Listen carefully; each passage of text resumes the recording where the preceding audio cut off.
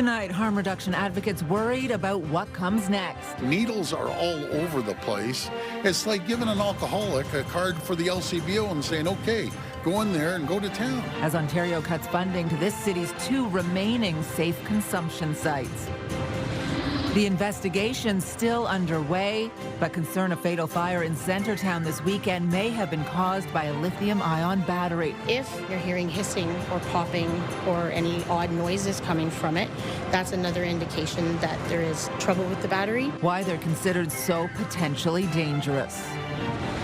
And inflation eases, but economic concerns do not. Price of potatoes, the price of beef. Beef is ridiculous. I don't know how people with their families do it. The latest numbers not reflective of crude oil and gas price fluctuations due to conflict in the Middle East.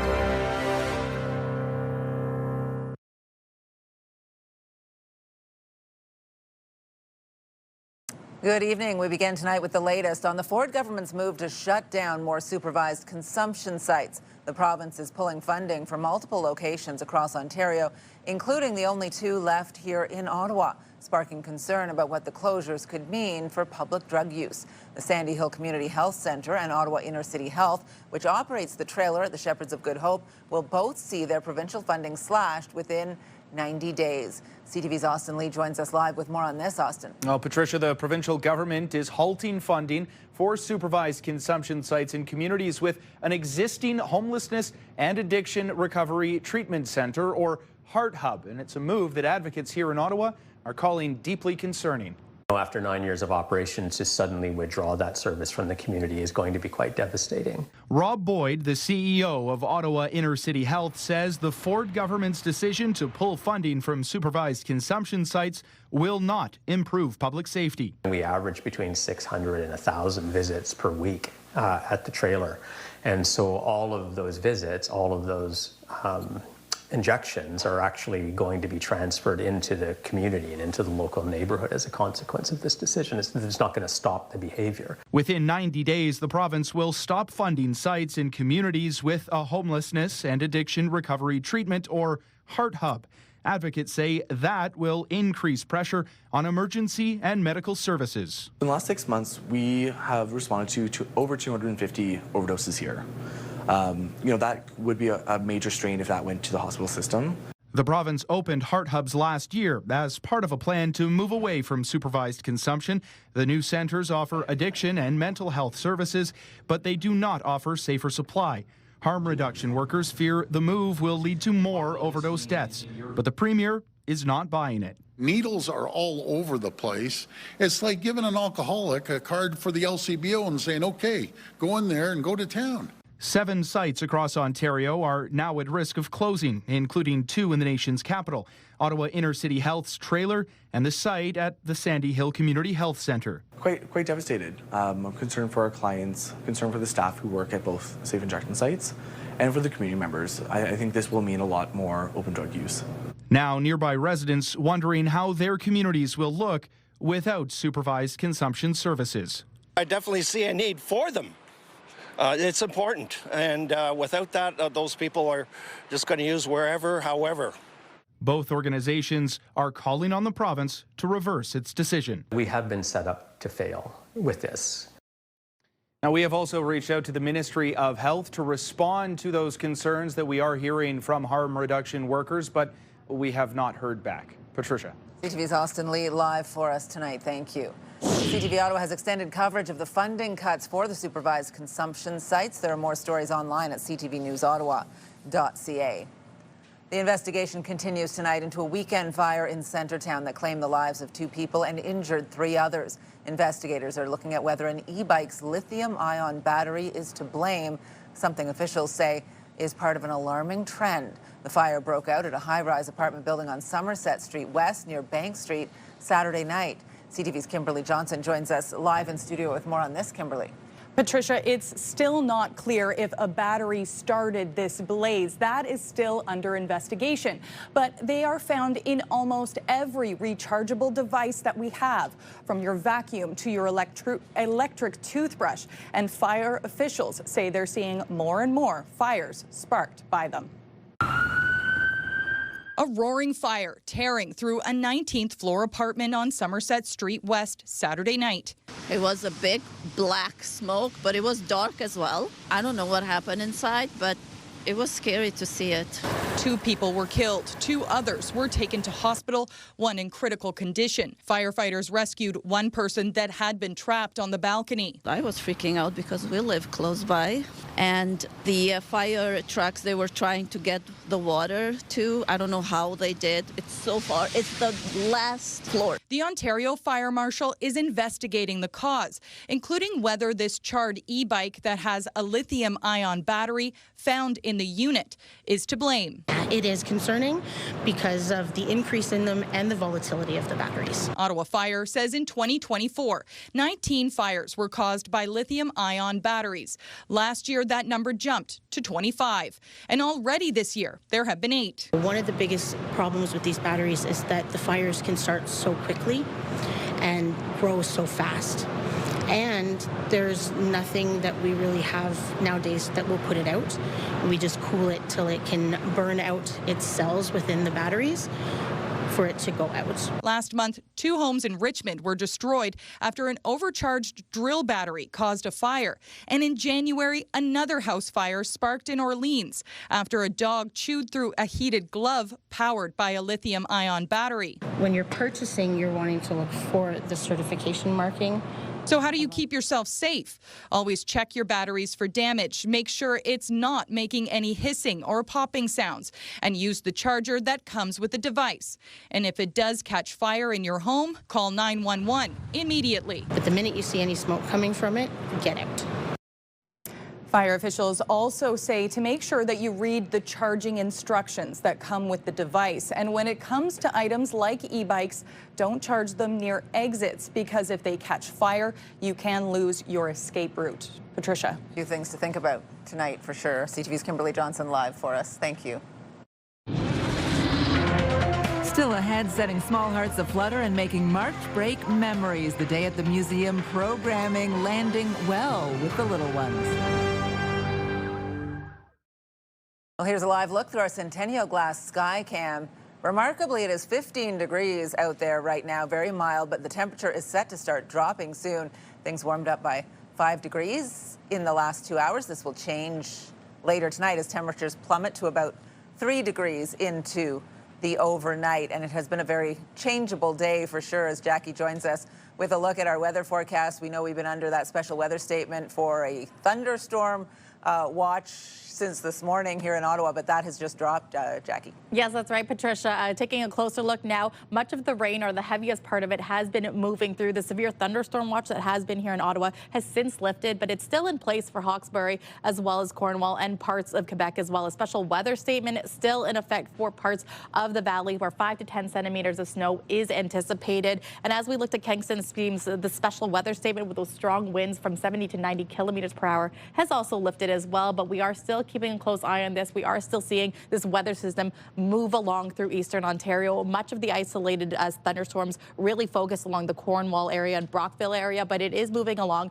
very quickly. Now, as temperatures drop, we will likely see this transition into snow. So this will happen just around the midnight hour and into our early overnight hours. So this could lead to a messy and slick commute for tomorrow morning. So allocate some time when you head out tomorrow morning. Now, overnight, 3 degrees, as we mentioned, the rain transitioning into snow. The wind gusts is still quite strong, 30 to 50 kilometers per hour. And as we look towards tomorrow's daytime high, yes, we're not getting past -6 for St. Patrick's Day festivities for tomorrow. It's going to be mainly cloudy and windy skies by the time the afternoon rolls around, and the wind is going to shift from the southwest to the northwest, bringing with some Arctic cold air, and it will linger for the next several days. We'll get a closer look at your long-term forecast in just a bit, but yeah, right now temperatures across the region hovering between 9 to 10 degrees along the Seaway and slightly cooler along Bancroft and Kingston at 4 degrees. So again, we are still anticipating much of the rain moving through the region in the next couple of hours, and by that time tomorrow morning rolls around, we'll see a lot more snow on the ground. Patricia.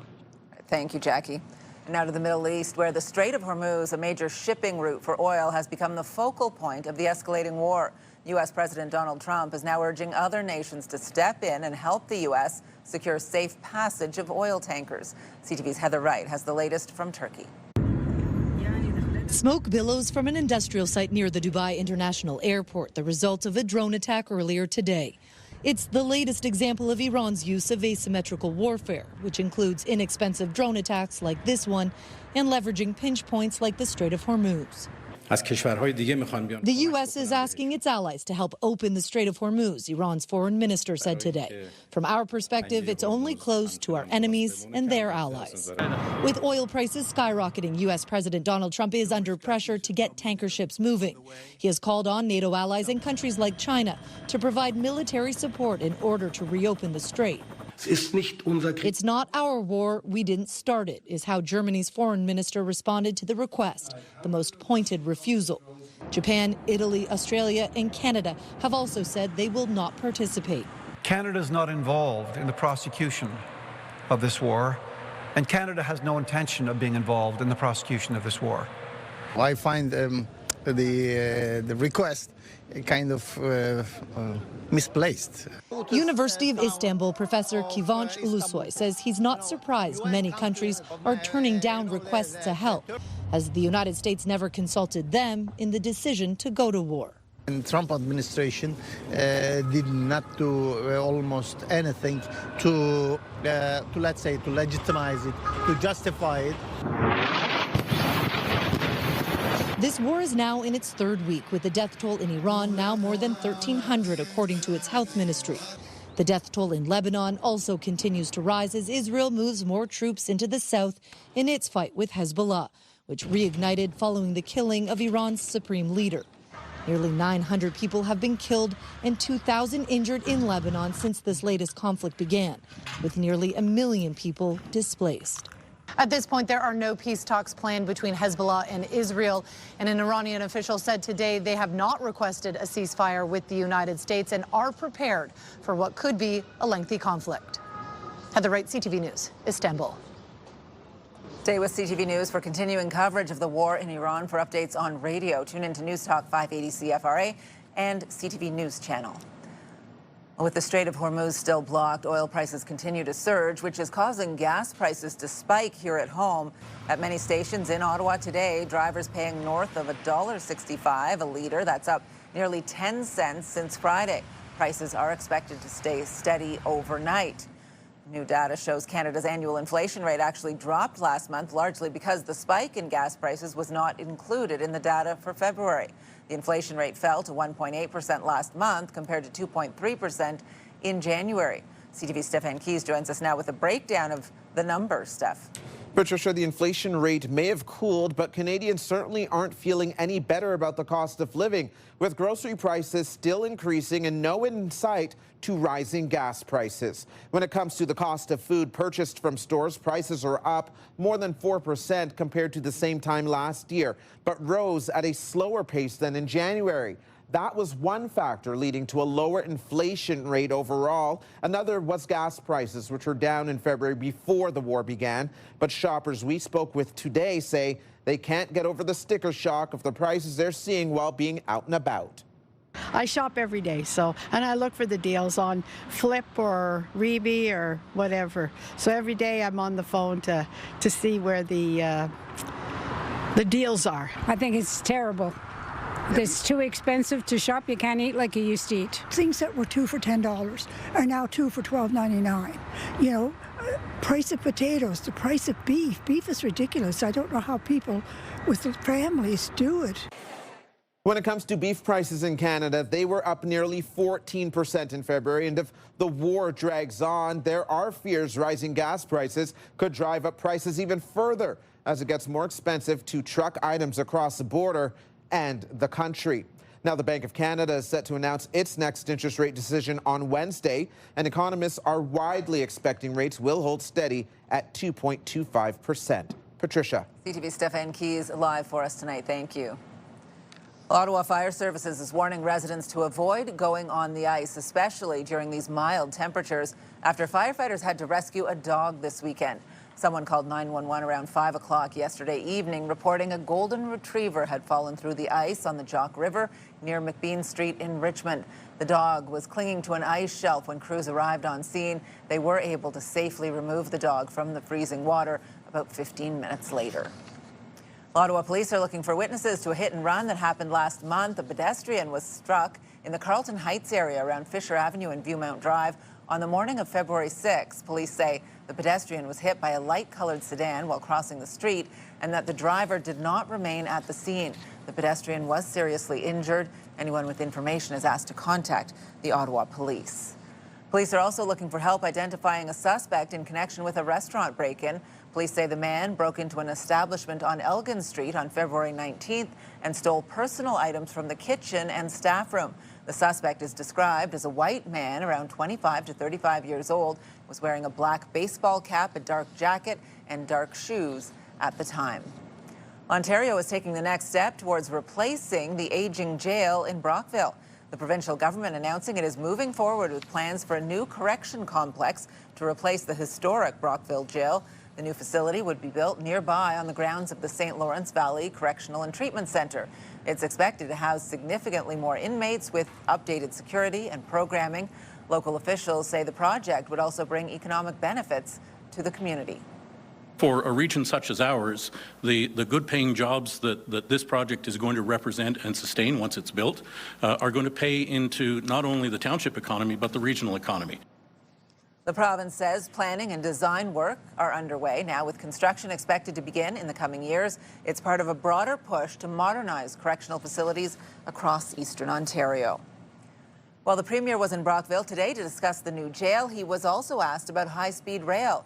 And Doug Ford says the line should be built alongside the Highway 401 corridor, something many in Kingston are also calling for. CTV's Dylan Dyson joins us now with more details on this. Dylan.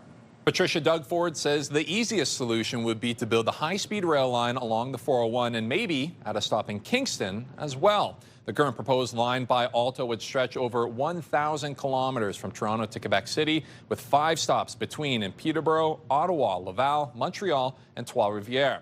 Adding a stop in Kingston is something local politicians are calling for. They're also asking for a different route, one that would be built along the 401, which Doug Ford says he agrees with. I agree 100%. Follow the 401 corridor. Don't start taking farmers' lands and everything else out. Just follow the 401 corridor. It makes sense.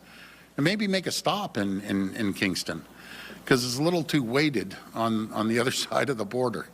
They have a few stops, but we need a couple more stops here in Ontario. Politicians, farmers, and residents have raised concerns about the potential route through Eastern Ontario, fearful that land may be expropriated for the high-speed rail line. Alto is holding numerous public consultation meetings to get residents' feedback. The plan is to build the first phase of the Alto line between Ottawa and Montreal. Right now, Alto has proposed 2 possible routes through Eastern Ontario. No selection has been made at this point. Alto has said where possible, the high-speed line would follow existing transportation corridors. Patricia. All right, CTV's Dylan Dyson live for us tonight. Thank you. The kids are finally at an age where I think they can enjoy it. So with a big family with 4 kids, you kind of just take opportunity. With March break officially underway, we'll share some ideas for how to have fun with the family inside, with the forecast less than ideal for outdoor activities. We're not blaming Jackie for that, but she's got all the information here, Jackie. Well, the good news is, Patricia, we are following this weather system. It is most of it staying east of Ottawa, and it is starting to move through. We are still anticipating heavy rainfall to move through in the next couple of hours before it transitions into snow. Now, temperature-wise, for tomorrow, day 2 of March break, -7 is going to feel more like -17. Still the chance of flurries moving in. It will feel like -16 for most of the day, and mainly cloudy skies as we get to the afternoon. Here's a live look through our Centennial Glass Sky Cam, where it's still gray and gloomy out in downtown Ottawa. Current temperature 9 degrees. Temperatures already beginning to drop. Every year, an average of 500 children and youth are in cancer treatment at CHEO. Join CTV and Move 100 as we support oncology patients and their families at CHEO by participating in the CN Cycle for CHEO on Sunday, May 3rd. The routes start and finish at the Canadian War Museum with a 15, 35, 70K CN Century Ride, 2 and 5K walk. Get active with a group of friends, family, or a team of colleagues. For more information, visit cncycle.ca. Ottawa's favorite cash contest is back, and it's big. Move 100's $50,000 Beat the Bank. 7 vaults. You decide how much to take home. Sound the alarm? You lose it all. Be listening weekdays for your chance to win. Today's Snow Report brought to you by Centre Volage. Rediscover the new Volage. Taking a look at the conditions out there, there was some nice new snow on the hills on the weekend. Vorlage, however, closed on Mondays. Closed today. Camp Fortune, 4 of 7 lifts open, 14 runs, 2 of 5 lifts at Edelweiss and 17 runs. Mont Cascade, 4 lifts and 14 runs, and at Calabugie Peaks, 3 lifts open and 18 runs available. Hi, I'm Andre here at Centre Volage. I invite you to come enjoy our 24 trails, including alpine touring, snowshoeing, and fat biking. Centre Volage, Wakefield's playground. A March break for Ontario schools begins today, and families here in Ottawa have an added benefit when finding stuff for kids to do. So many museums, and they are open and waiting for you. Here's CTV's Camille Wilson. It's the kickoff of school break and the first stop for families, the museum. She wanted to go to museums for March break. Zoe and her grandpa John have a week ahead of activities. I have a Winnett tournament actually because I play Winnett. So on Friday is when it starts. And practice on Thursday. So she's got 3 days to see some museums, and then she's into her ringette. Their first stop, the Canada Agriculture and Food Museum. It's an exciting time of year at the farm because there's just new life springing up. We have lots of new life babies being born. There are daily cooking demonstrations for families and movies with breakfast. We've been coming since they were babies, and so we come every year, and we come at different times of the year, but we also thought that there's always babies in the spring, and they really love that. Zoe and grandpa will be museum hopping at some of the museums open this week for families. She's also been to the Science and Technology Museum, so she wants to go there this week as well. So, a bit of education. At the Canadian Museum of Nature, the most popular exhibit right now, Butterflies in Flight. Learning about the butterfly life cycle. Where your feet are going? For Samantha Vanas and her family, this is what they came for. I've been here before, but my mom's never been here, and the kids are finally at an age where I think they can enjoy it. So, with a big family with 4 kids, you kind of just take opportunity. We have a brand new exhibit called Life Onto Land, where we talk a little bit more about adaptations to the environment, because the environment changed, and so animals back in the day that were fish eventually changed. It became tetrapods, so animals with 4 limbs. And a water gallery at the Pacific Discovery Tank exhibit with live invertebrates and science interpreters explaining how to protect the environment, the animals, and all the living beings that are in it. Maybe. But the highlight for the week? Go swimming or go see a movie. Camille Wilson, CTV News. We are getting 3 seasons of weather in one day here in Ottawa. The day started with some pouring rain this morning, with temperatures hovering a couple of degrees above freezing. Things warmed up to 15 degrees by this evening, but overnight it is set to start snowing again. So, yeah, don't like the weather, wait 5 minutes, and it will change. Certainly the motto for today, but I wish we could hold on to the 15 degrees. I know, and I don't know if you had a chance to go out and about today, but I was like, I experienced none of this. Maybe the steady rain, but not the freezing temperatures at 15 degrees. Fill up the car, and I did it without my coat on for the first time since probably September. So you're going to need your coat probably later this evening, though, because temperatures are already starting to drop right now. We're seeing that right now as, yes, maybe 20, 30 minutes ago, we saw it at 15 degrees. We're now down to about 9 degrees. The wind's already starting to shift, which is also affecting this weather system that is making its way through eastern Ontario. We already see that the severe thunderstorm watch has lifted for parts of eastern Ontario, including Ottawa, but it is still in effect for Hawkesbury and the Cornwall area. And this is an idea of what we can see with the rain moving through in the next few hours. So we could still see about 2-3 millimeters of rain moving between 8 and 10 p.m. And we could see a little bit in midnight, but then by the time the midnight hour rolls around, that's when we're going to start to see the precipitation transition into snowfall and a little bit of freezing rain as well. This will carry us into tomorrow morning, where we could see between 2 to 4 centimeters of snowfall. Some parts of eastern Ontario could see much more as well. Temperature-wise, about 9 degrees for around the 7 o'clock hour those wind gusts between 30 to 50 kilometers per hour. Around midnight, it's going to be about 3 degrees where it will transition into that freezing rain area where snow will start to happen in the early hours of our Tuesday morning. Temperature at 4 a.m. is be -2. It'll feel like -11 when you factor in the wind chill. And by 7 a.m., it's going to feel like -15. So it's going to be quite chilly for our Tuesday. And taking a look at tonight's lows, those temperatures already starting to drop. Pembroke around -11. Bancroft also sitting around -11. Still going to be quite warm by Mont Tremblant, about -6. Montreal sitting around -7. And the daytime highs will be no different than what we see for those overnight lows. -6 for here in the capital, and as well as in Kingston, Brockville, Cornwall, -5, about -8 in Petawawa and Gatineau. And as we look towards our 7-day forecast, brought to you by Davidson Hearing Aid Centers, celebrating over 80 years in family business. Daytime high will be -6 for our Tuesday. St. Patrick's Day, feeling like -15 will be the warmest it gets. So you definitely want your coat if you're going to be out and about, and if you're out for March break as well. I think the ideal time will be Thursday. Look for some indoor activities because 2 degrees is going to be the daytime high for Thursday. A little bit of showers or flurries also in the forecast. Friday, I'm looking forward to this because it is the first day of spring. However, the early forecast shows that there is a chance of flurries. So fingers crossed for Sunday, Patricia. That's the earliest I see sunshine coming here to the capital. Yeah, it looks a little nicer on Sunday, and hopefully the lines at Heart and Crown and other Irish establishments are not too long tomorrow, so you're not too chilly by the time you get in and warm up with a Guinness. Wishing everyone the best of luck for tomorrow. Absolutely. Thanks, Jackie. You're welcome. Would not have happened without you. It's exactly that type of leadership that the world requires now, which is to put together these coalitions.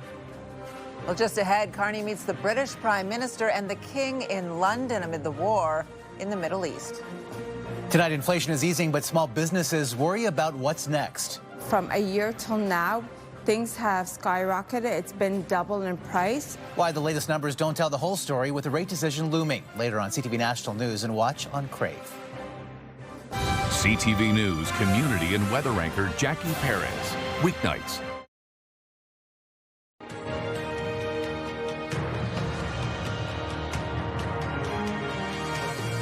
As tensions escalate in the Middle East, Prime Minister Mark Carney met with his British counterpart in London today, the third time they've met in just over a year. CTV's Judy Trin reports.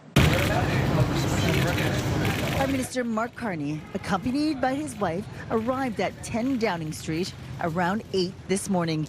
In public remarks, the two leaders reinforced their support for Ukraine at war with Russia for more than 4 years. Thank you for all your support on Ukraine. It's been invaluable and the courage to believe it. It would not have happened without you. It's exactly that type of leadership that the world requires now, which is to put together these coalitions that help address real issues. Now, of course, the number of issues is multiplied. Those multiplying issues include President Donald Trump demanding NATO allies send naval assets to secure the Strait of Hormuz in exchange for U.S. support on Ukraine. The Prime Minister didn't address Trump's new threat, but in a readout, condemned the Iranian regime's missile and drone attacks on civilian and energy infrastructure.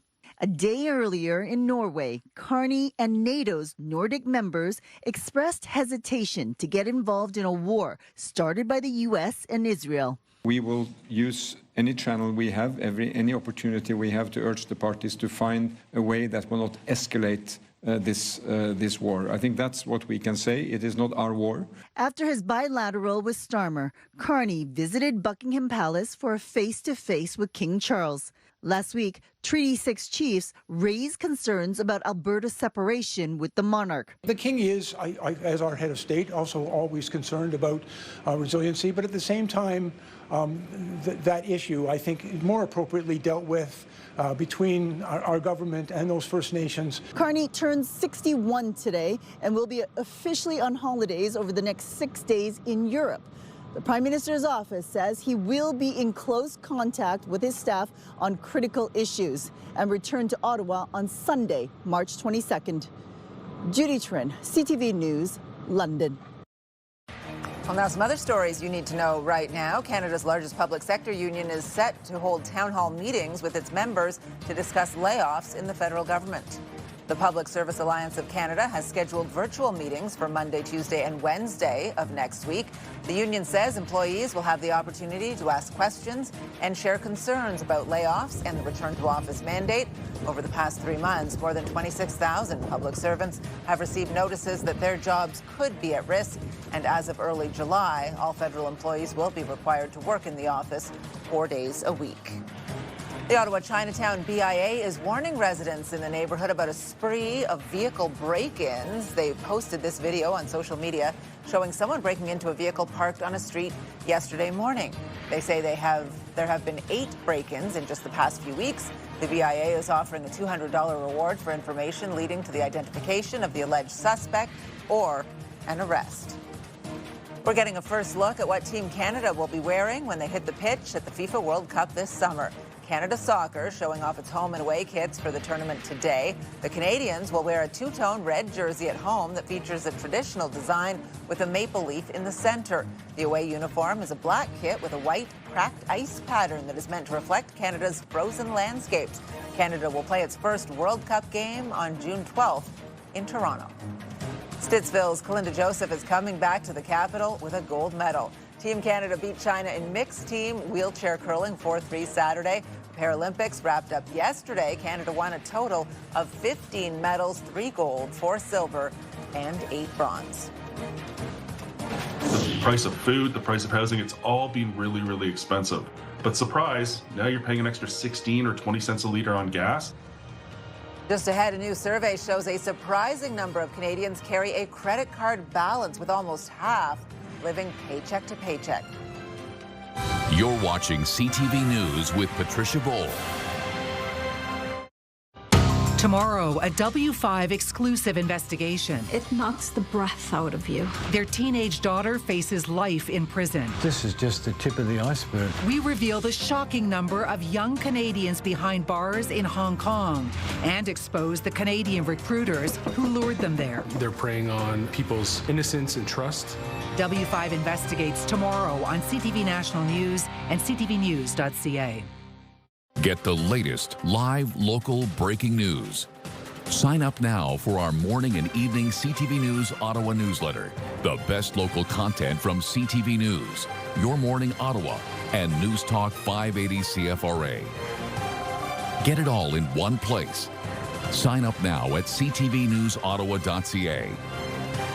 The CTV News Ottawa newsletter is brought to you in part by CAA Business.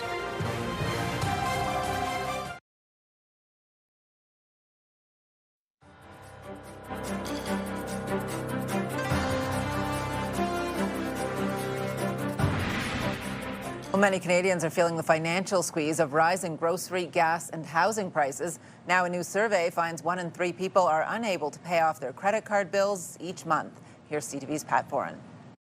Credit card interest rates in Canada can be 20 to 24%, but some cards can be as high as 30%. It's wise to pay off your balance every month to avoid interest charges. But a new survey by Vivi Data found 36% of Canadian credit card holders carry a balance and rely on credit cards when they're short of money. And 49% feel they're living paycheck to paycheck. Grocery shopping is really difficult. It's really hard to get good quality fruits and vegetables and protein at a reasonable price. I used to be able to stay on top of my bills, have a few bucks in the bank, go on holidays. I can't do that no more. I basically work and go home. Food prices are crazy, rent is crazy, so I understand why people would be living paycheck to paycheck. Almost half of Canadians waiting for their next paycheck is concerning. And now that 49% number, feeling like they're paycheck to paycheck, that's an incredibly high number. Not paying off your credit card balance each month also makes it harder to get ahead. They will use a credit card when they can't make something, can't make some payments at the end of a month. And that just becomes, a vicious cycle. Credit counseling agencies say they're also noticing more people feeling the financial squeeze. People were stretched before this new war in Iran. The price of food, the price of housing, it's all been really, really expensive. But surprise, now you're paying an extra 16 or 20 cents a litre on gas. The survey also found 58% said they have less disposable income than before, and 71% say rising costs are reducing how much they can save. Even if money is tight, it's recommended you try to pay more than the minimum monthly payment on your credit card bill each month. When you only make your minimum monthly payment, it can take decades to pay off even a small balance. Housing debt, both rents and mortgages, as well as expensive car loans, are also putting added pressure on many Canadians. Pat Foran, CTV News. And returning now to one of our top stories, Canada's inflation rate dropping under 2% last month. BNN Bloomberg's Morella Fernandez has more on that and the day's other top business headlines.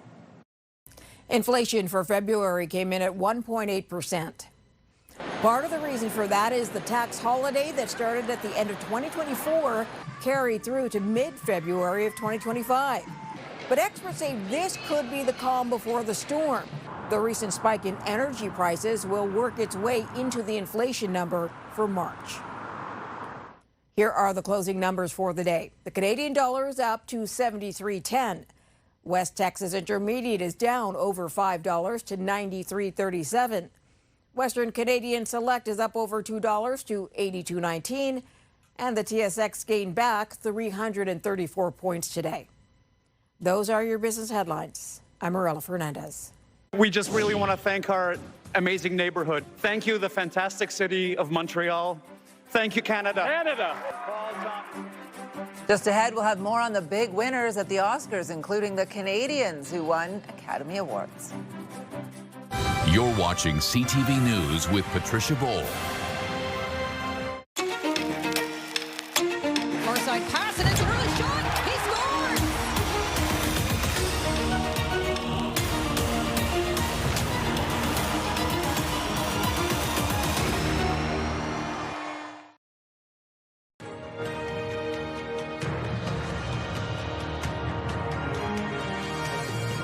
Hollywood's biggest stars attended the 98th Annual Academy Awards last night. One battle after another took home the top award, but the Oscars also featured a lot of love for Canadians. Here's CTV's Andrea Case. And the Oscar for Best Costume Design goes to Frankenstein. Kate Hawley. Shot in Toronto and premiering at the Toronto International Film Festival, Frankenstein was nominated for 9 Academy Awards. It won costume design, makeup and hairstyling, and production design. Huge thanks to Miles Dale. We share this with an amazing crew in Toronto and the UK. Those thanks included Toronto producer and Oscar winner J. Miles Dale. The Girl Who Cried Pearls. The makers of the animated short film The Girl Who Cried Pearls gave a shout out to Canada's National Film Board and the place they call home. We just really want to thank our amazing neighborhood. Thank you, the fantastic city of Montreal. Thank you, Canada. Canada. K-pop Demon Hunters. Korean-Canadian filmmaker Maggie Kang's animated feature film had this message. And for those of you who look like me, I'm so sorry that it took us so long to see us in a movie like this. But it is here, and that means that the next generations don't have to go longing. This is for Korea and for Koreans everywhere. Sinners, Ryan Coogler. Going into the night, Sinners, the horror fantasy film, had 60 nominations, the most in Oscar history. Creator-writer Ryan Coogler won Original Screenplay. Its toughest competition came from one battle after another's 13 nominations. Paul Thomas Anderson. Creator Paul Thomas Anderson finally won an Oscar for adapted screenplay after 14 nominations without a win. And the Oscar goes to Michael B. Jordan. And the Oscar goes to Jessie Buckley. The Oscar goes to One Battle After Another. Andrea Case, CTV News. Good job, guys. Good job. Keep going. We're going to keep the momentum going. Let's go, Ottawa. Coming up, a group of friends walk from downtown Ottawa all the way to the Sens game at the CTC. We'll have more on the reason behind the annual tradition after the break. Jackie. Thanks so much, Patricia. The weather constantly changing. While the severe thunderstorm watch has lifted for parts of Ottawa, it's still in place for Hawkesbury and Cornwall. Again, strong wind gusts, 30 to 40 millimeters of rainfall. But a snow squall watch is now in effect for parts of Quebec, including near Mont-Tremblant. So that means near zero visibility, as well as heavy local blowing snow that takes us into the overnight hours. Now, there is a possibility of some flurries in the morning. We're only warming up to about -6 for our Tuesday. Things will start to warm up about -3 for Wednesday. A mix of sun and clouds, so a break from the precipitation, but flurries could return for Thursday. Here's a live look through our Centennial Glass Sky Cam. Still looking pretty gloomy and wet out in downtown Ottawa. The current temperature right now is 10 degrees.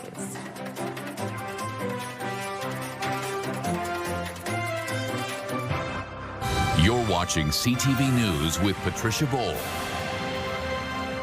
The National Capital Region is jam-packed with incredible experiences you don't want to miss. Hey, I'm Sanaya Taylor, your iHeartRadio Weekender, powered by Barhaven Ford. Get the inside scoop on all the biggest and best events every Thursday, Friday, and Saturday on CTV, Move 100, Pure Country 94, TSN 1200, and News Talk 580 CFRA. iHeartRadio Weekenders is powered by Barhaven Ford, Ottawa's newest and largest Ford dealership, and Ontario's #1 Ford EV dealer. Pure Country 94. Ottawa's home for the best country music. Listen for your chance to win $50,000 with Pure Country's big $50K payday.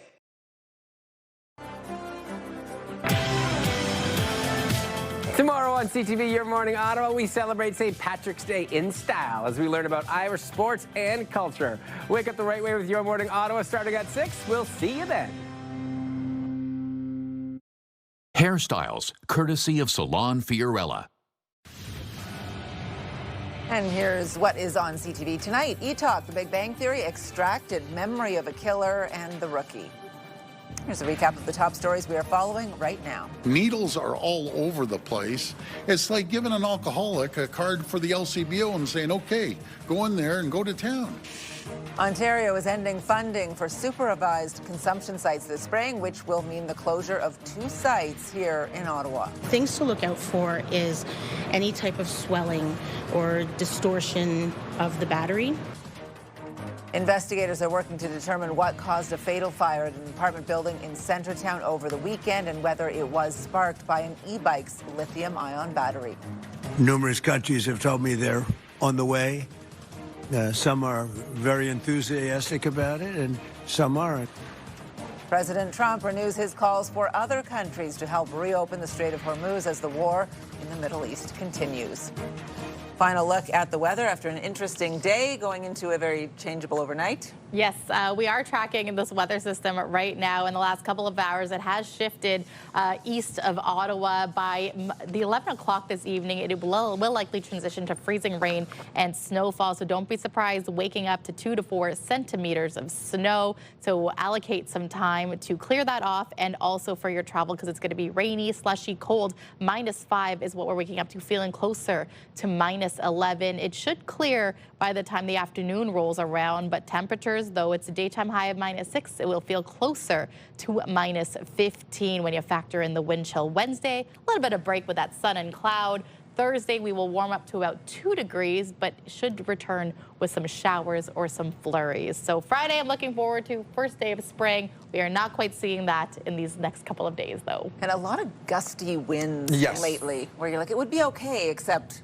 Yeah, the wind, gotta get the mitts. Yeah, holding on to the leashes for the dog. Don't like it. Anyway, it is what it is. We want to check in and see what our team is working on for 11:30 tonight. Stefan Keys will be on the desk. Thank you, Patricia. We heard from the Premier on many different topics today, but tonight we'll show you the changes he wants to see with the criminal code, and one of them is the use of pepper spray to legalize and decriminalize pepper spray so that people have something at their disposal for self-defense. The Premier seemed to be looking at it through a gender lens, discussing the fear his daughters have experienced while being out at night. But at the same time, there are many legal experts that suggest that and some other changes on the table just aren't realistic.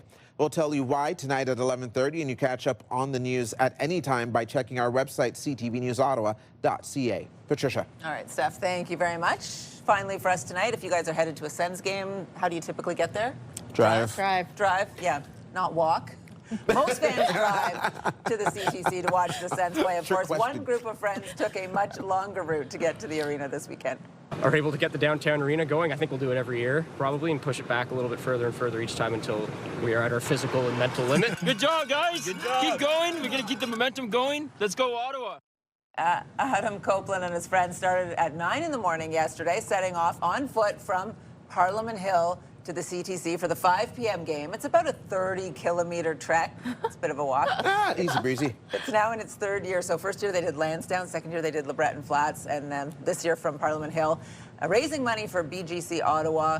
Before the walk began yesterday, they'd already raised more than $11,000. And once they arrived at the CTC, they got to watch an exciting game. Back at the point, helped by Spence, back across, Sittler shoots, scores! Fabian Sittler! Big weekend at the Canadian Tire Centre. The Sens beat the San Jose Sharks 7-4 after also defeating the Ducks at home on Saturday. The Senators now set their sights on Washington, where they take on the Capitals Wednesday night. They are 3 points back of a wildcard spot, so in the mix here. They didn't walk to the game. You don't believe it? No, I don't think believe so. it. The beer would taste so good. How about the players? They didn't walk.